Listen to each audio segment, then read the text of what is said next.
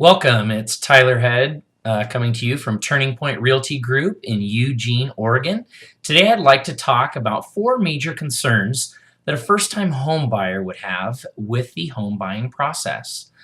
The first of those steps is, can I afford the home? To answer that, I'm going to send you to a lending partner of mine at Umpqua Bank who does a really good job of sitting a buyer down and going over their financials and discussing whether they qualify for the home, what their income that comes in every month looks like in comparison to the money that you've got going out every month. He's going to go through that with you in detail. Then he can come back to you and tell you whether you can afford that home or not that you're looking for. The second question would be is do I qualify for the home loan?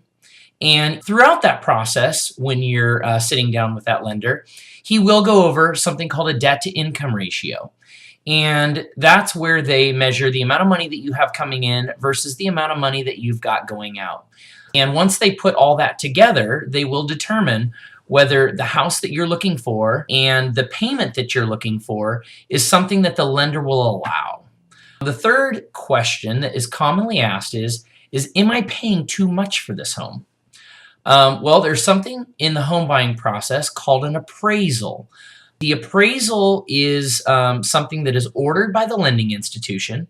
It's an independent third party that comes out, looks at the house, and determines whether the house is valued at what you're agreeing to pay for it. That's kind of your insurance policy to make sure that you're not overpaying for a house. If the appraisal comes back at your purchase price, you can feel comfortable that you're not overpaying for that house. And finally, the last question is am I buying the right house?